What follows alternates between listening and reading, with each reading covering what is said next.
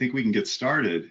Good day, everyone. My name is Riley Edwards, and I would like to welcome you to the virtual William W. Hay Railroad Engineering Seminar. Before I introduce our speaker for today, I'd like to remind you all that you can ask questions using the question box on the right-hand side of your screen. One of the moderators will then relay the questions to our speaker at an appropriate time, and we will have a question and answer session at the end. The William W. Hay Railroad Engineering Seminar Series is sponsored by the Rail Transportation and Engineering Center here at the University of Illinois at Urbana-Champaign. On behalf of all of us in Rail Tech, we want to thank the Association of American Railroads, BNSF, CN, Hanson Professional Services, and Union Pacific for their ongoing support of Rail Tech. It's greatly appreciated by all of us, as well as those that present and attend seminars such as this one. I also want to extend a very warm welcome to the more than 234 people from 13 countries who registered for today's seminar. This list includes representatives from passenger and freight railroads, transit organizations, federal and state DOTs, engineering firms, universities, research organizations, technology developers, and suppliers, and many others. We're pleased that you can join us, and I'm confident that we're going to have a great presentation today.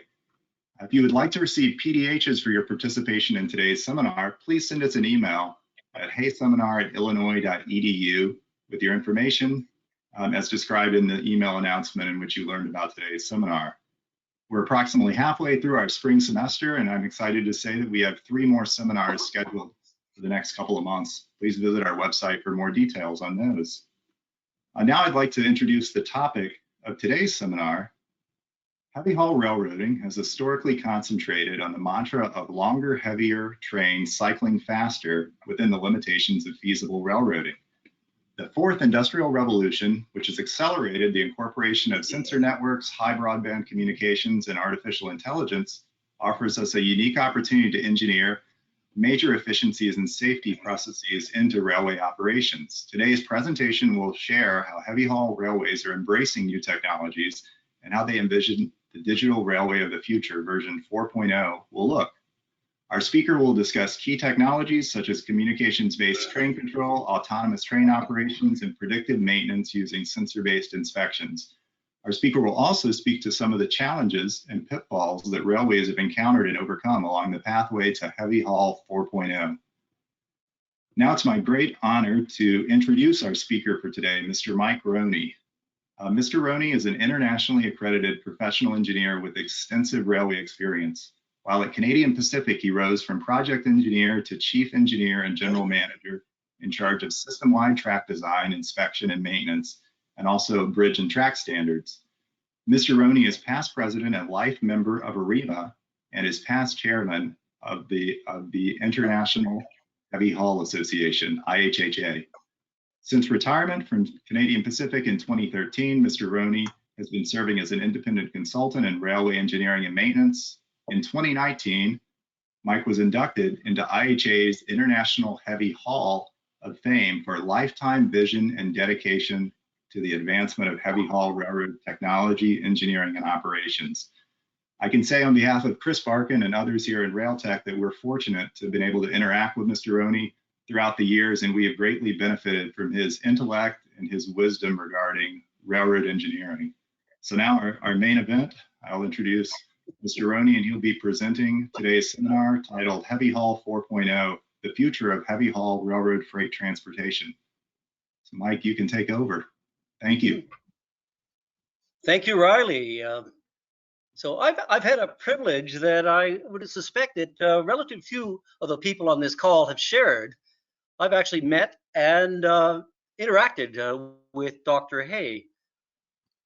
It was in the late 70s. I was a researcher at a railway research institute at Queen's University in Ontario, Canada, and we were doing triaxial testing and had a full-scale partial track set up where we were looking at different ballasts, the stresses and strains. Now our sponsors, CN and CP, couldn't quite see how our academic type work was really ever going to be practical for the railways. So they did a very clever thing. They invited Dr. Hay to come and see us from up from Illinois and do a little audit of our work. Well, I was gobsmacked, of course, because I'd acquired, I think it was 1953 vintage of railroad engineering, and I just thought it was fantastic. So he was a guru to me. I had eaten it up, and to actually get the chance to meet him as a young aspiring railway guy was really cool. So we took Dr. Hay through the labs and we showed what we were doing and had conversations of where we thought this could head. And in the end, he was able to explain to our railway sponsors how what we were doing. There was several projects I was specifically involved in ballast, but he explained that this is probably going to change your ballast specifications, and you're thinking about how far you should haul good durability ballast. So, I came away with understanding that Dr. Hay was incredibly unique in being both an excellent railroader and a high quality academic who had a great ability to explain the practicalities and how it fit with where the science was going. In addition, I found him an actual true gentleman. So the research was allowed to continue. Thank you, Dr. Hay. It did ultimately influence the railway's ballast specifications. But as funny as I think back of that now, because in the 1970s, my buddies actually chided me for planning to make a career in the dying railway industry. That was, post Penn Central failure and pre-staggers, and things didn't look good. I think it's kind of funny now as we fast forward to today, when the North American railways over the past 5 years have way outperformed the composite index on the stock market over the past 5 years. And now we're looking ahead the prospect of the digital railway of the future, which has a lot of opportunities for the railways, and hence today's subject. So I hope to share with you in this particular presentation highlights of the strategy paper that has been developed in a series of workshops of the International Heavy Haul Association with their designated theme champions to define the heavy haul version 4.0 vision. And I present this as a special advisor to the Heavy Haul Association. So let me go through the agenda of what I hope to be able to talk about today. First, I'll refresh your memory of the mandate of the International Heavy Haul Association. Then I want to talk about the technology benchmarking we did around the world, where we talked about what are the various heavy haul railways working on today? Where do they think they're going? What are the commonalities? Then I want to talk about the challenges for heavy haul, and then I'm going to talk about what is Industry 4.0? What does it really mean for the railways? This segues into the vision of the digital railway of the future. What does it look like? And when we say future, we're really talking about 2030. That was the time frame we gave to our respondents. Then I would want to talk about headwinds and pitfalls. What could be slowing us down? The benefits, and finally concluding remarks.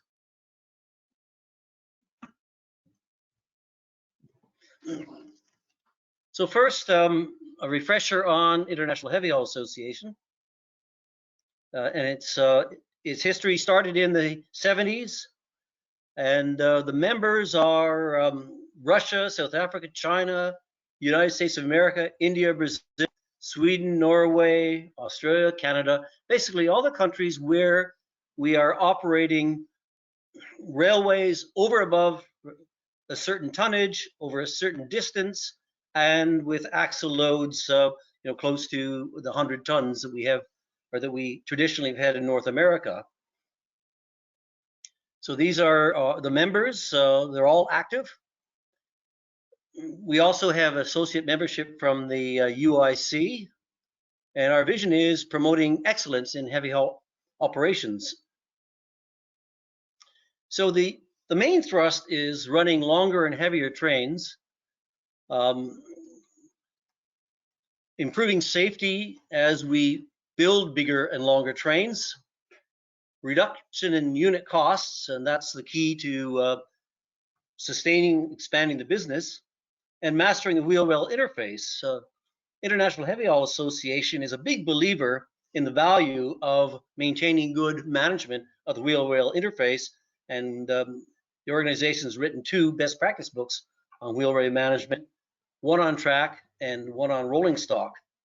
And all this is to be competitive, economical, safe, and environmentally friendly.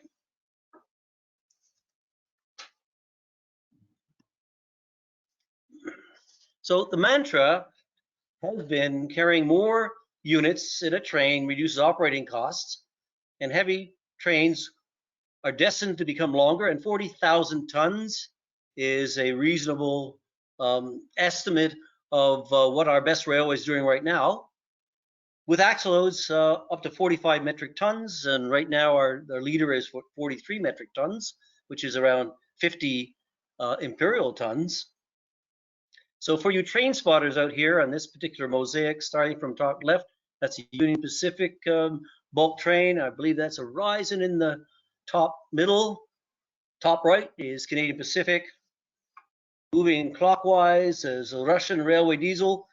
Russia, they have heavy haul service between Inner Siberia to both the west and the north, up to Murmansk. Bottom middle is a BHP iron ore, and then top lower left is a Chinese coal train, electrified train. So let me move over to now talking about the technology benchmarking around the world. So just a check on sound. Is the sound okay? Mike, Yes. the sound is fine. Your video froze, but the audio is fine. Okay. My video froze. Okay. But given we have good audio, I don't know if we want to. Yeah, actually, I think my face is probably not a highlight here, so fair enough. Okay, but video is good. Or sorry, audio is good. So I will continue. Thank you. Okay, so second item was the benchmarking. So we presented this at a TTCI open house. We presented this at the Heavy Haul conference in Cape Town several years ago. And I want to run through that. The questions that we asked the railways, heavy haul railways around the world is what technologies and processes have contributed to your success today? Second question was what are you working on now, looking forward to the future, and what do you feel you need to have to be successful going forward? And it was an interesting result. One thing we found a lot of commonality, a lot of common visioning, but we also found that that the question about what are you working on now, preparing for the future, was really was a silly question, because the railways came back really with saying the future is now. We're already thinking it and working it, and so there's a big connection between what we are doing now and where we are planning to be in the future, because that future is now. So looking around the world at what the railways, the heavy haul railways, said they were working on, we'll start. Canada was automating some of the air brake inspections with hot and cold wheel detectors, chip plan optimization, and computerized yard management, precision scheduled railroading. Similar in the USA. The USA is through TTCI has a very comprehensive strategic research initiative that's really building on every one of these thrusts, moving them forward. There's a move to make value from PTC and moving it forward into advanced train control. Also a lot of process work on precision scheduled railroading. And moving down to Brazil, Brazil has been looking at increasing axle loads, increasing train lengths. They're big time into automating terminal operations, again with distributed power, increased train lengths, and also looking at autonomous ore trains here. Sweden has increased axle load recently, and some further work about what they need to do to go to a 40 metric ton axle load. They've also been implementing in-cab signaling, which is a level 2 automated train control, where signaling is wayside signals are optional. Russia has done a lot of work on improving traction efficiency in their electrified lines. They've done a lot on energy storage. Also looking in the future to increase axle load. They're not as heavy as some of the other heavy haul railways. Moving blocks through in-cab signaling and increased train lengths. Excuse me. Europe also has been expanding the road to automated train operations. And they're also, I would say, the leader in cybersecurity measures. India has made the very big strategic decision to develop a crosswise dedicated freight rail corridor, which splits the freight from the busy passenger and local freight service. And that dedicated freight corridor is being built to heavy haul standards. So it'll be a very modern railway. China has developed intelligent assisted train driving technology. They've done a lot of work on looking at in-train forces and how they're affected by notch positions. They also are into wayside detectors and developing new maintenance technologies using sensors. South Africa since South Africa run the longest trains in the world in terms of the number of freight cars in the train, they've got a new service they're working on with 375 car trains for manganese surface. And they're also rolling out extensive deployment of remote distributed power control. They've done a lot with distributed power. You know, they're running in 4 different positions, obviously, with these very long trains they're running. And I should note, so South Africa have the longest trains in the world, the heaviest tonnage line in terms of throughput, in terms of tons carried, is in China. The coal line Daquin to Xinquandao is the heaviest tonnage line, over 400 million gross tons. And Australia has the heaviest axle loads at this point in time. It's Fortescue Metals at 42 to 43 metric ton axle loads, at another 10%. Imperial, and they're the world leader right now on driverless trains for heavy haul operation, and also have done a lot of work on predictive analytics algorithms. So there's a lot of commonality in where railways are going around the world, and a lot of preparation for the railways of the future.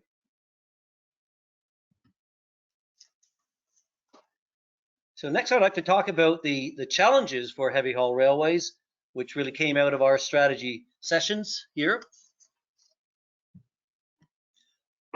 So I'm going to move up the order on the challenges that were put forward here. I'll start with safety. Safety, safety, safety.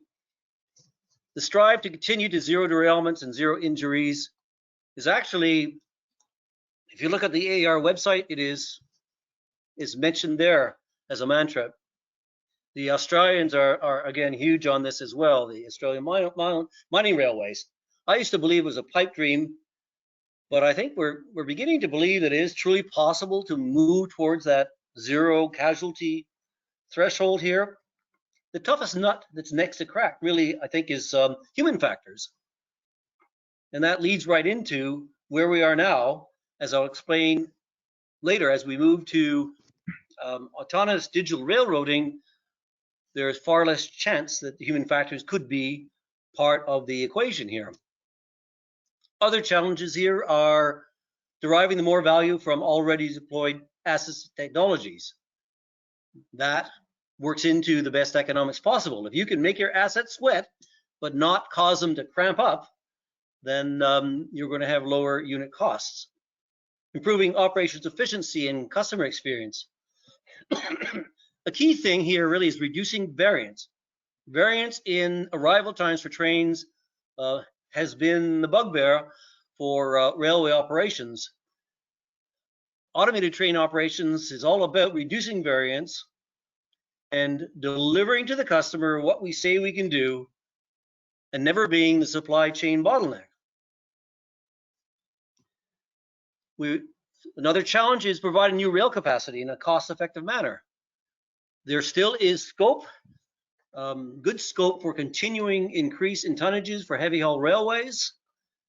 And the challenge really is it's very expensive to build new railways. It's even expensive to expand railway capacity. So how can we build capacity without capital, or with less capital, through the use of technology? And that's a challenge. Excuse me. Now I'd like to cycle back in the middle here. What we're really talking about today, the world is changing, and the challenge is, how do we navigate train service into the fourth industrial revolution and emerge as modal winners? And that's really what this strategy document is all about. So what is this Industry 4.0? Is it a buzzword, or what are we really referring to? Well, I guess it's important enough that the heavy haul railways have taken it very, very seriously. So I'll talk about what is Industry 4.0. Well, the first industrial revolution brought us mechanization, steam power, the weaving loom, other such innovations that allowed us to produce more. That morphed into the next leap forward, which was production lines.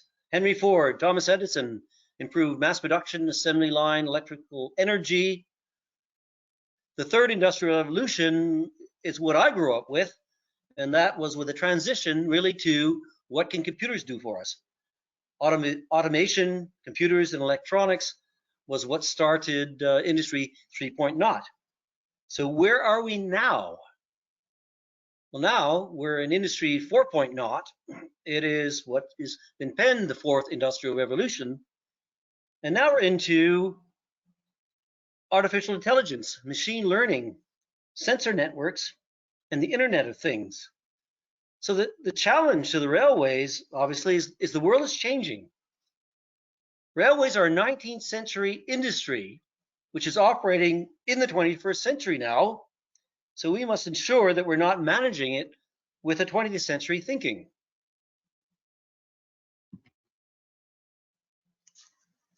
So what is Rail 4.0? Here's a bit of a look at it. Well, first of all, we're talking about smart trains. They communicate with each other and control, and with a control room sharing location, speed, and track conditions on ahead, and they're completely capable of autonomous operation. Locomotives and wagons are smart locomotives which measure infrastructure and locomotive condition. We have intelligent condition monitoring systems fitted with object identifications and integrated with databases and control rooms, giving us augmented reality capability. Trains traverse a smart infrastructure. It's self-aware, it's self-diagnosing, and it communicates with trains in the control room on track and locomotive condition. So trains inspect track, and track inspects trains. What a good world. And all these sensors and algorithms feed into a real-time condition assessment system, which monitors conditions, predicts conditions, communicates with trains in the control room, and integrates condition monitoring systems for verification. So it's a very much an integrated, sensor-driven world. Excuse me. So I'm sure you'd like to see more about what we did when we took our blinders off and look forward as a strategy team. What does a digital railway of the future look like? So at a high level, we're talking about integrated railways with man-machine interfaces. We chose the threshold of 2030 to get our minds around as our visiting threshold. And the sort of general principles that came out of that is that safety is engineered in. We get away from prescriptive rules and paperwork and build safety into our processes, overseen by by computers. We move to network-centric precision railroading. So instead of being line-specific or corridor-specific, the performance of railway is very much affected by the ingress and egress of different feeder lines, capacity of yards, how things are moving, first mile and last mile, and I think the future is trying to have that much more integrated. So we use the term network-centric. It's more a military term. So think of a general in a theater of battle and what information needs to flow to the general to manage the strategy and tactics, because things are constantly changing, and how best to manage the flow. Another principle is precise shipment delivery projections, which are web-based.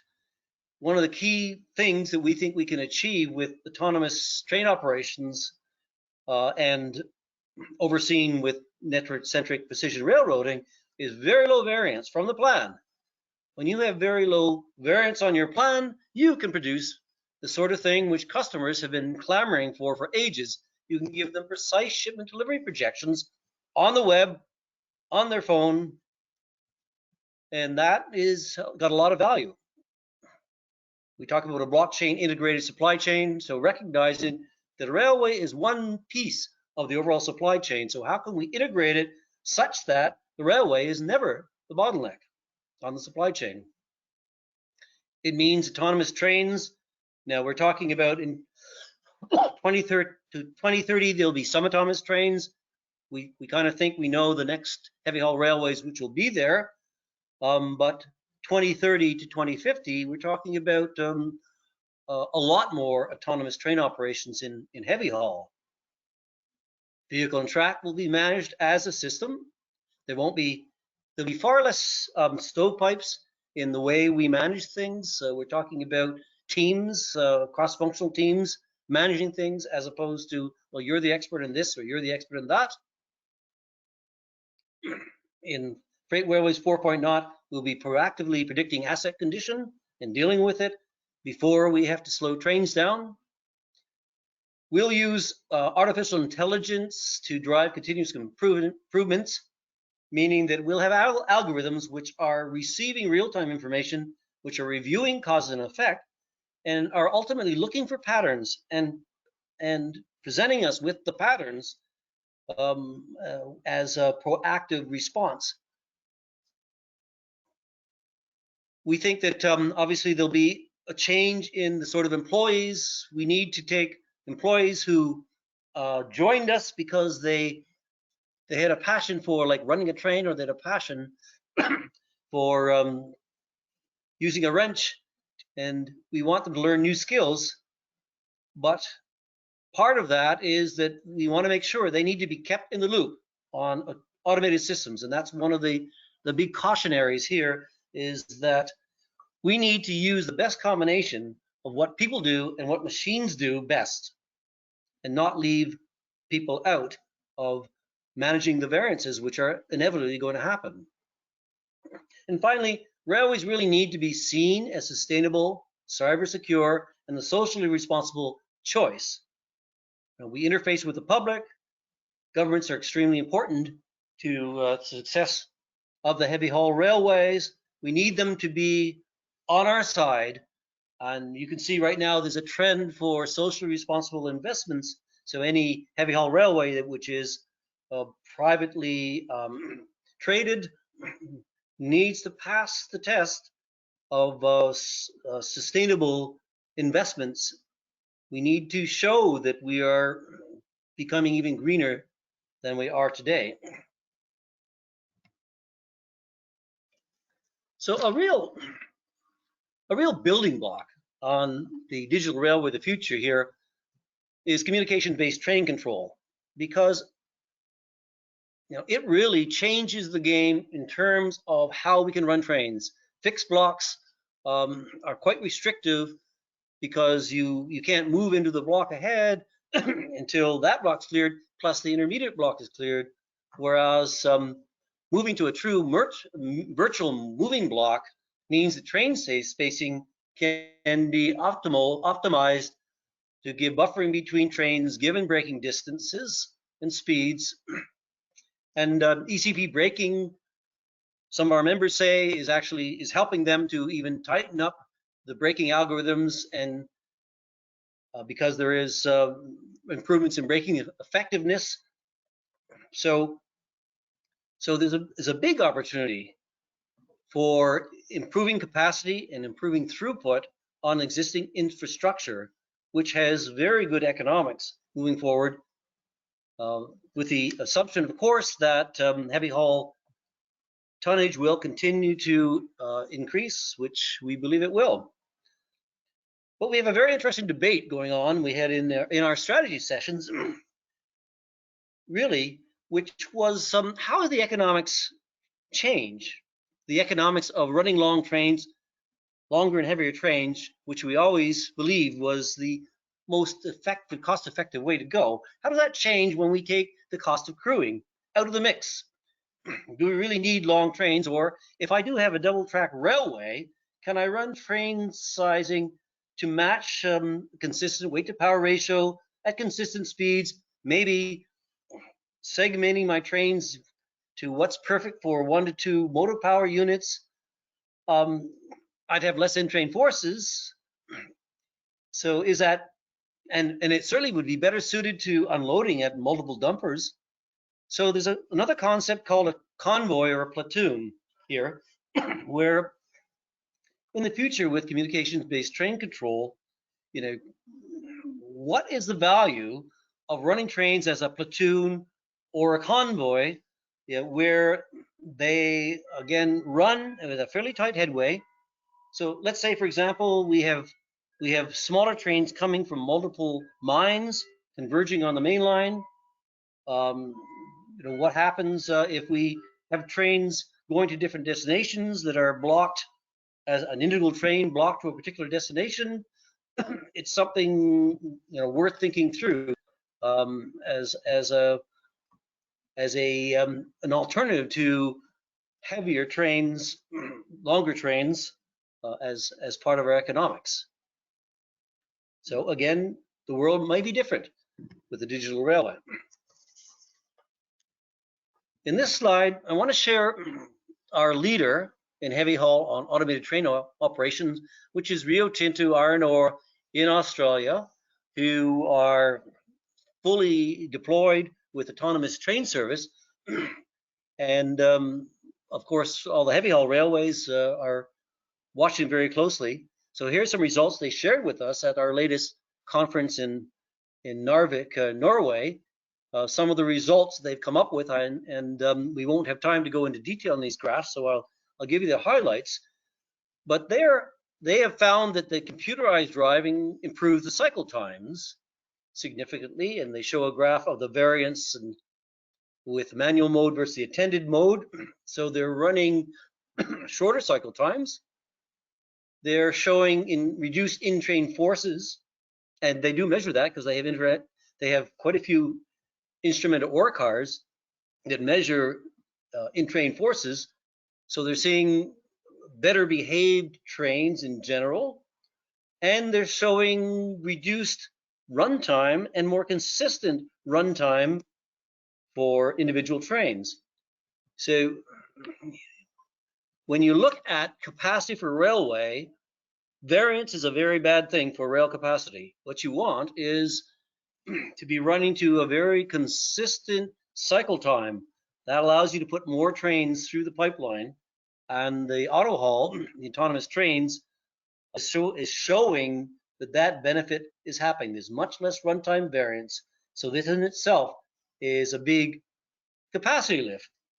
So having said that, I would say that for the railway of the future, this is a start, but it's not completely there yet. This is a push model, because right now the way auto train is set up is it's designed to launch those trains and have them go as fast as they can to the next node, and sometimes that's a hurry up and wait. Whereas if autonomous trains are integrated with traffic management systems, They may instead, if there is a congestion on up ahead, trains could be paced such that they arrive, at the just in time, reduce fuel getting there, just in time for the meet. And the last thing you want is that multiple trains converge at the same time onto the terminal and cause congestion by filling up every siding towards the loading facility. So there's another level of network management to go with this, but it's a wonderful start that Rio Tinto have done. So I was going to share briefly some of the aspects. So in our strategy document, we had theme champions look at various elements of the future and what it would look like. So, for example, here's what information train control would be looking like. Information flows will be real-time and integrated to be network-centric. As I said, the data streams integrate ports, customer facilities, and connecting railways, loading, unloading, and customer demand. So there'll be more elements to determine how do I direct hit at the port, for example, with my capability to unload. Trains would be launched by computers with trip plans that balance supply and demand to minimize variance. So those of you who study lean production techniques, this is one of the concepts here, that trains will be launched when we know that the whole system can handle them. It's the best way of doing this is developing what in lean production they call a takt rhythm in launching trains. Trains will be dispatched by algorithms that optimize the trip plans and pacing in advance, with discrete monitoring at all the stages of the cycle. And all of this will be overseen by people dealing with the variances. Trains will be controlled by communications-based control systems that are operating in virtual moving blocks with the tighter headways I just mentioned, driven by advanced braking. Unloading, which right now is a bottleneck, will be continuous operation with no stop and start. This concept already exists in Sweden for hoppers at Konis, for guns at Konis, and also in Australia, unloading coal hoppers continuously. And yard operations will be completely remote controlled. Safety will take a big leap for the better as we evolve away from administrative controls to engineered controls. And so this is an interesting graph produced by Rio Tinto showing the increased complexity of safe management systems compared with the level of safety control they give us. So on the lower left, we see traditional administrative controls, and that requires that our employees respond to a colored light, a verbal authority, or a written form.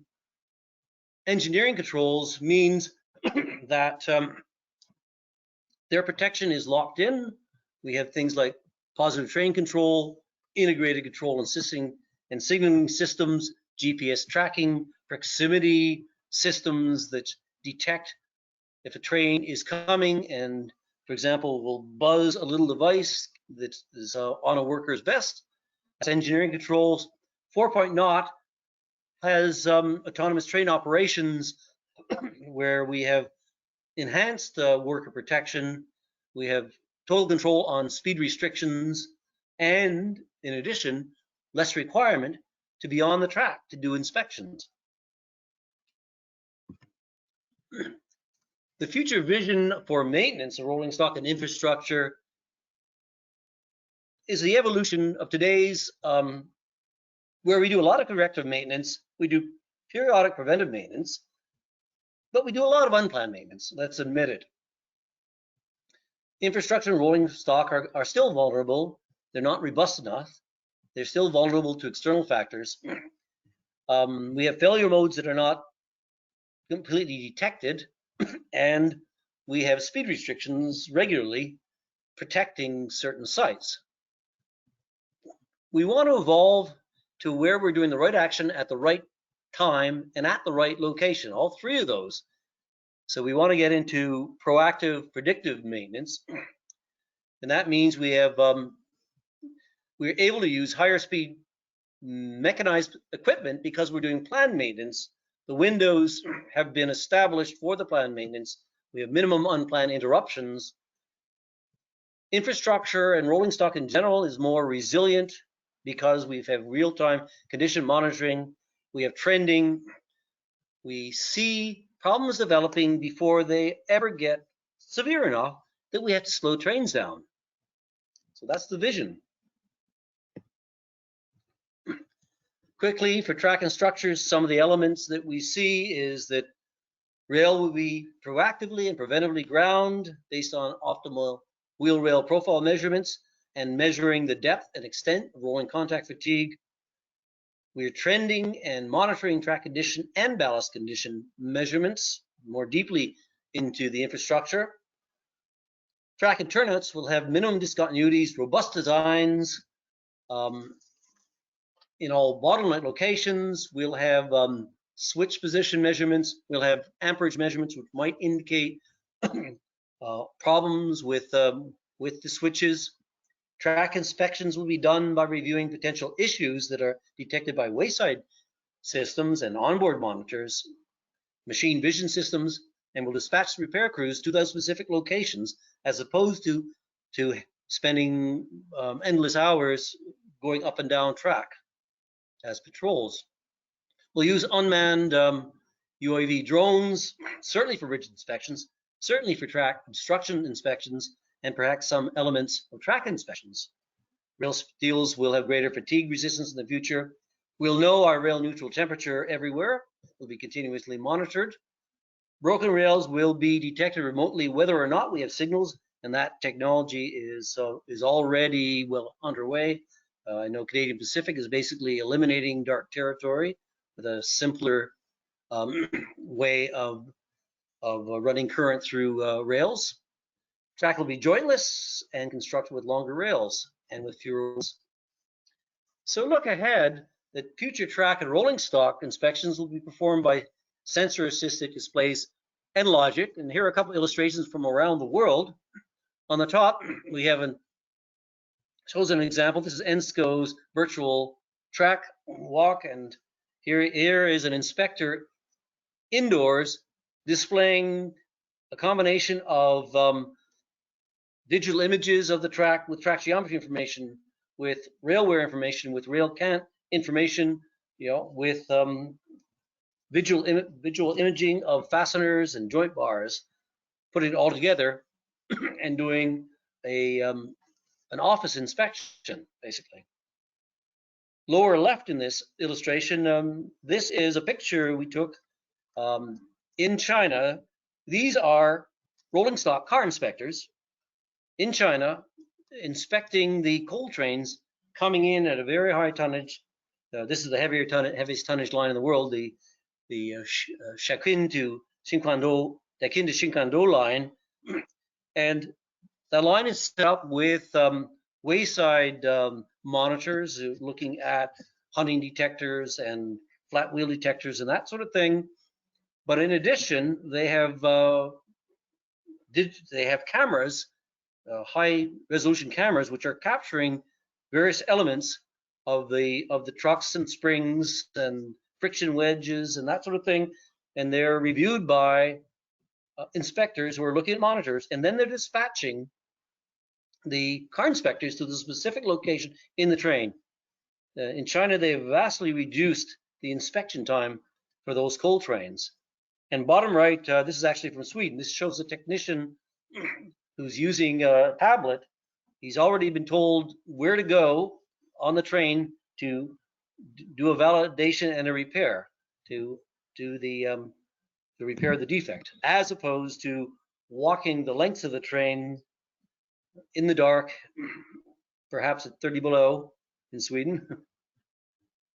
So this is illustration of where we think we're going to go with inspections. So what are the headwinds to get there? That's what I'll discuss next. I'll start with saying you really have to pay attention to autonomous trucks are coming.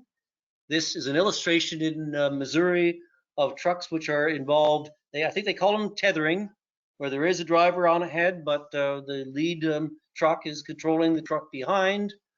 Who knows how many trucks could be managed the same way, but through tethering. I mean, it's a concern certainly for intermodal, because one of the advantages of intermodal rail freight is that we typically do not have the loss in time where a driver has to take rest and then move on the next day. So the advantage we have in railways is that we do a crew change and away we go, and that helps us be competitive over the longer distances. But we have to continue to be competitive. One of the initiatives that we're seeing now on the railways is in railways investing in autonomous trucks, because they're seeing that, wait a second, where we don't compete as railways very well is in first mile and last mile, in the transload to highway vehicles. How does that happen? If we had our own autonomous vehicles, perhaps we could improve that equation quite nicely. Another headwind is skills shortages. We're going to require a lot of data miners, communications technicians in the future, and these sort of skills will maybe harder to get because they're the same sort of skills that all of digital world 4.0 is looking for. We have to be very careful how we do the man-machine interface. We can't leave humans out of the mix where they don't know what went wrong, because all of a sudden the automated railway shuts down because something isn't understood by the computer. So we have to understand how the algorithms work such that people can concentrate on managing the variances. The communications. Another one is communications limitations. Obviously, we need a broader band of communications. We need LTE, at least 4G transmission in many remote areas. This is hard to come by. Example I would use is what happens if an automated train breaks down. Now you require a locomotive engineer to take over its operation and run it remotely. Obviously, you're going to have to be looking at a lot of information on that screen to do that. Cybersecurity is a headwind. The more automated you get, the more you might expose yourself to hackers who might be able to temporarily put your trains at stop. So we need all those firewalls. And the final one I'd say is the capital intensity of the rail business means that you require generally a lot of capital to make these sort of changes. Locomotives last long, freight cars last a long time, long service lives, so we don't have as rapid a turnover as our competition in the highway sector does in getting new equipment. One of the pitfalls that we heard on implementing automated train operations really is having things in place at the right time. We learned that there are multi-layers in being really successful with automated train operations, and we really need to implement them layer by layer, ensuring the pieces are in place before moving to the next level of execution. And this is an illustration that actually came from our Heavy Haul conference in Narvik, and it's from the Norwegian Rail Administration. And I think it captures it pretty well, that you really need to have a foundation of good data communications and transmission to build your automated train operations, ERTMS and the European terminology on that, with the GSM transmission. You need to have your cell towers at the right sort of spacing, the right sort of location. You need to have your condition monitoring sensors and the systems they feed into. On top of that, I mentioned the traffic management systems, turning yourself from a a unidirectional push model to a network-centric model, and finally, IT solutions over top of it all with the right cybersecurity. What are the benefits? Why should we go there? Well, there's a huge capacity and throughput lift from it. I think that's probably most important.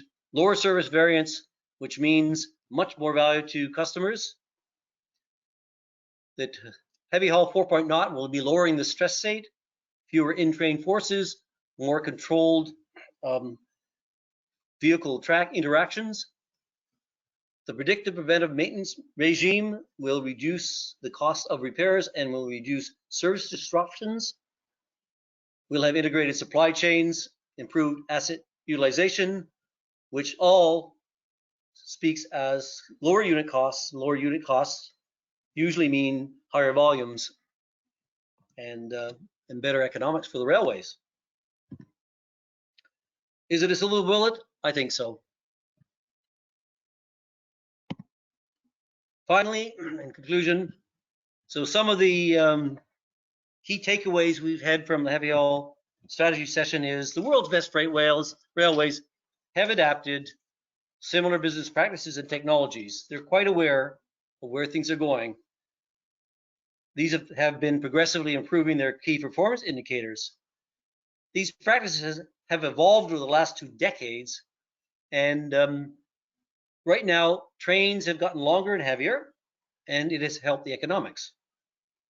But high capacity communications and true moving blocks with communications-based train control are real keys to improving throughput and gaining capacity on the existing infrastructure.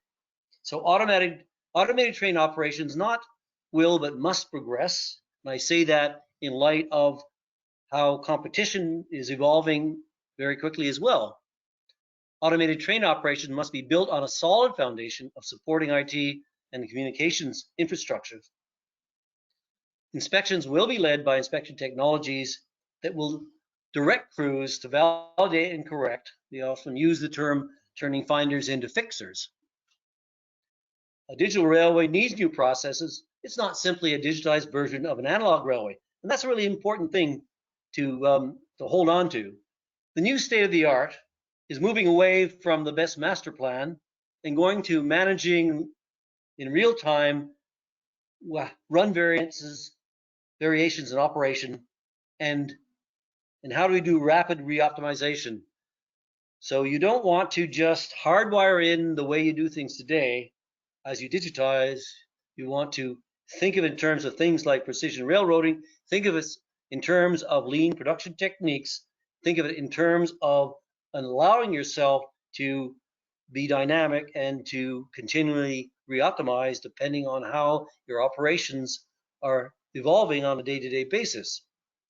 And finally, we must combine the best of human skills and artificial machine intelligence to run autonomously, where machines do the best thing they can. They're really good at repetitive tasks. They're actually getting better through Rail 4.0 at artificial intelligence and advising us on patterns and how we might do things better. But people are best at managing the variances, things that weren't expected, that the algorithms don't know. So it's really important that we build that that alliance between what people do best and what machines do best. And that concludes what I wanted to say, but I would love to acknowledge the very clever people who got together from all the heavy haul railways of the world. Brazil and China were there virtually, but they were there, not represented here. I'd like to thank Transnet's Brian Monicali, who is chair of our strategy committee. You'll recognize Lisa Steeler in this picture. She's the fearless co-chair of the International Heavy Haul Association. And so these were our theme champions, and appreciate them providing the background for this presentation. Thank you for your attention.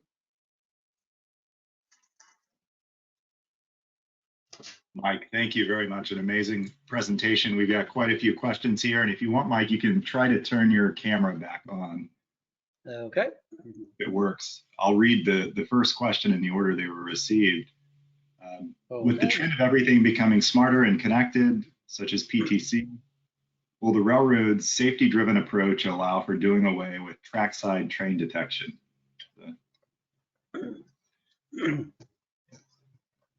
I guess in our visioning, we have a combination of trackside and onboard.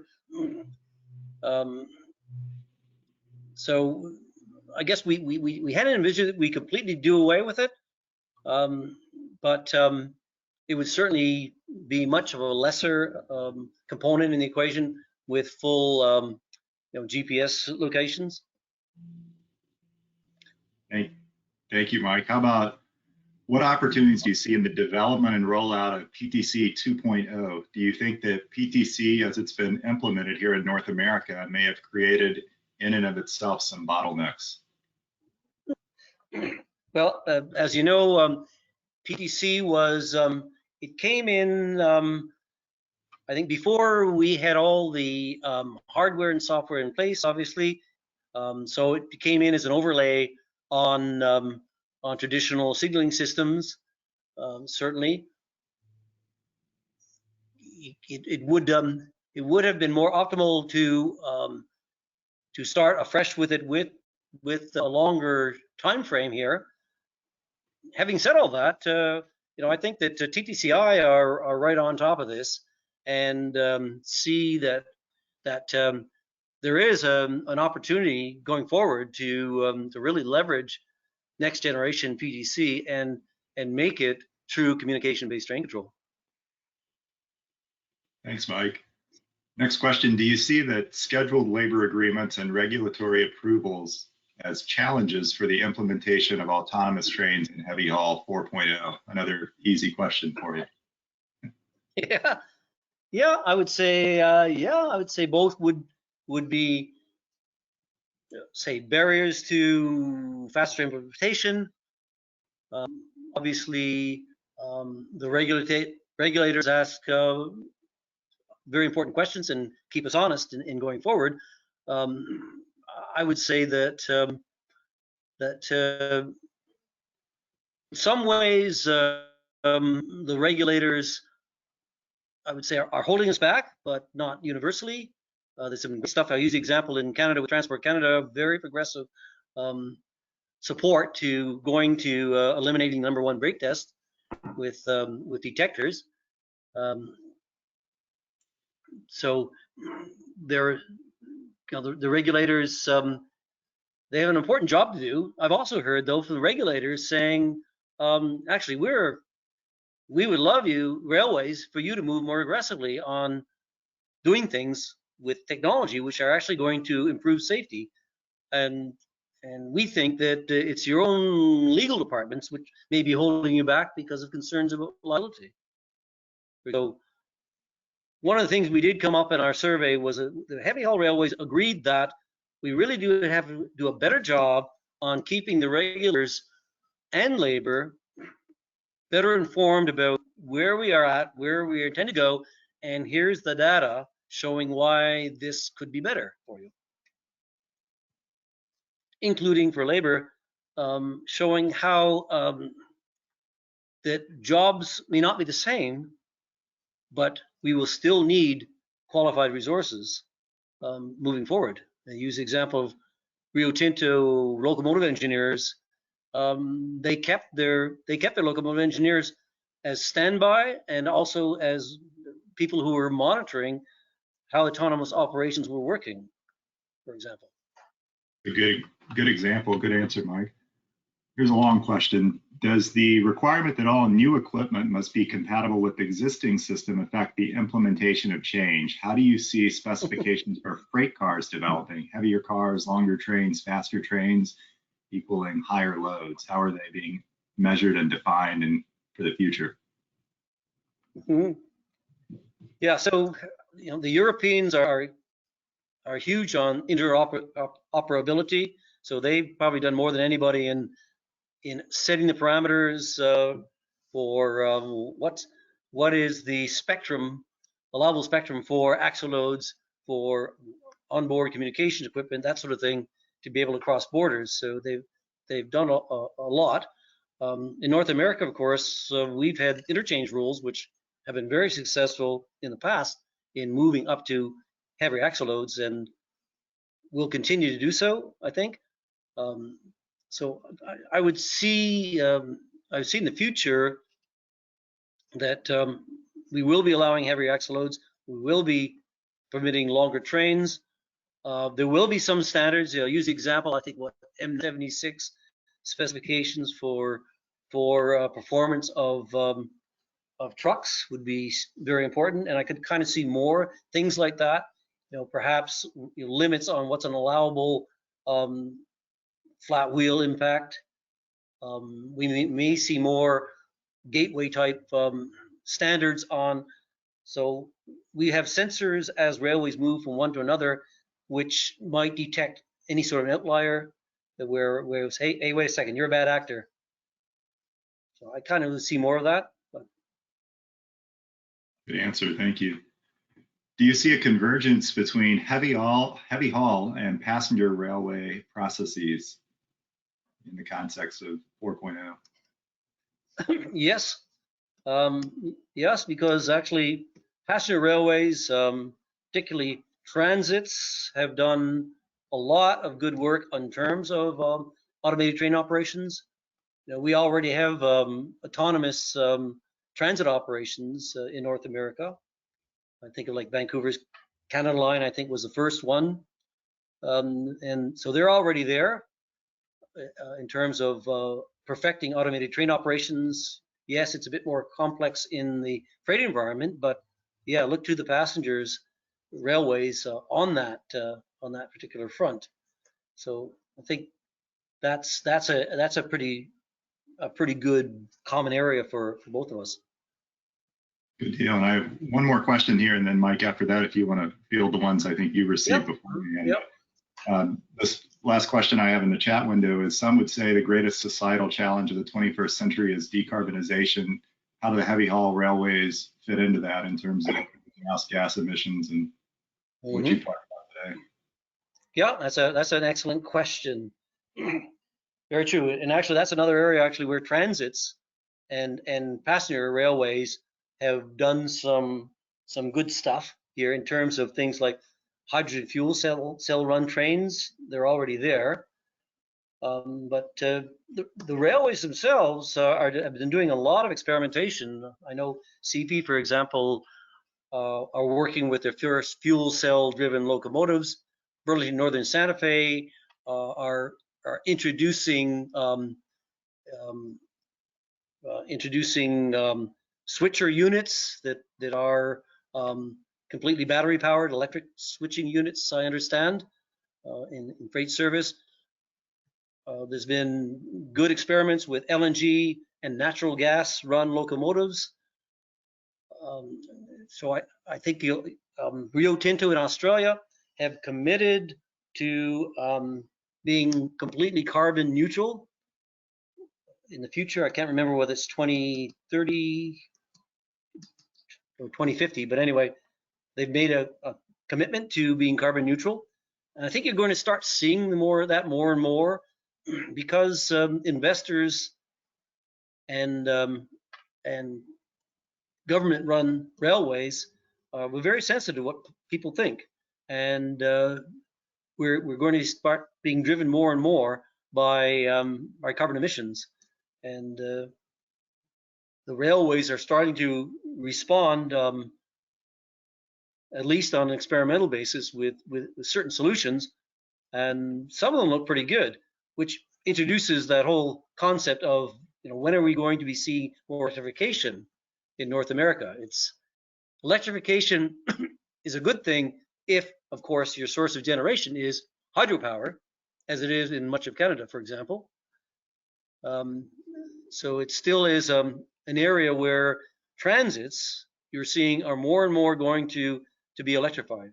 In Canada, for example, both Toronto and Montreal commuter and suburban services are very serious about electrifying, and I think you'll see more electrification in general. Now the question is, how quickly can freight railways move? Obviously, it's a very expensive proposition getting into electrification.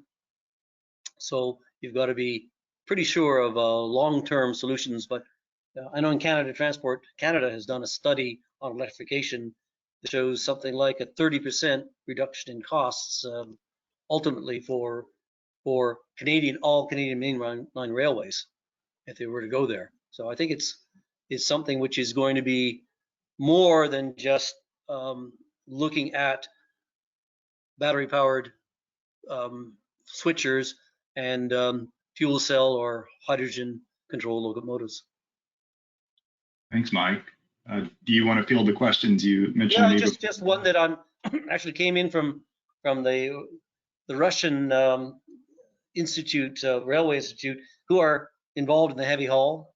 So, and I thought I'd share it because it's a question which I probably should have answered in the presentation anyway. The question is, the International Energy Agency, in its forecast, has noted that rail freight movements will be facing an increased competition from other modes and will have a decline in rail freight market.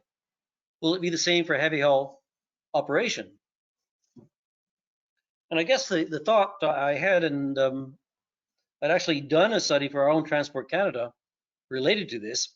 The railways in general are exposed to erosion in their merchandise business, certainly, by increased use of autonomous trucks. But heavy haul is a bit less vulnerable, as unit costs of long trains are very low, and door-to-door service is not such a factor as it is with merchandise. So heavy haul growth is actually expected to stay strong in iron ore and metallurgical coal, and I know some of that in dealing. I've been working with some of the Australian iron ore railways, and they're talking about how to increase capacity. And part of that is because there's still is a continuing trend around the world for increased urbanization, which involves a lot of new construction, particularly in the developing worlds. Fertilizer traffic is also going to stay strong due to continuing need for improved crop yields around the world, as will grain traffic. That's been very strong, I know, in Canada this past year, in spite of everything. Crude oil train traffic will probably stay strong for about another decade here. And part of that is because of the great difficulty in gaining approval for any new pipeline construction here. And the fact that although we're moving away from fossil fuels, it still is a fairly slow development.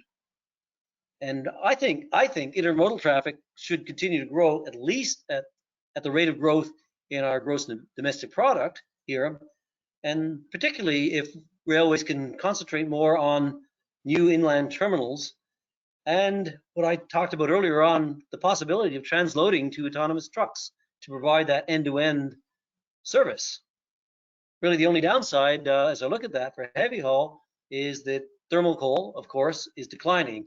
It's considerably less expensive to build natural gas fueled energy power plants, and they, of course, have half the greenhouse gas emissions. Right, so I thought I should add that because that question is, do heavy haul railways have a future? I say yes. Great point to end on. Mike, thanks so much. It's an honor to spend time with you today. We got some good questions, good feedback. I think one of the strongest attendee lists, if not the largest list we've ever had over the past year. So thank you. I'd also like to announce to everyone that our next seminar will be taking place in 3 weeks on the 9th of April. This seminar will be given by Gary Wolf of Wolf Railway Consulting, and the title is Essential Strategies for Derailment Elimination in Today's PSR Environment. So quite related to carry on with today's topic. So Mike, thank you so much, and I hope everybody has a nice Friday afternoon and weekend. Take care. Thank you. An honor.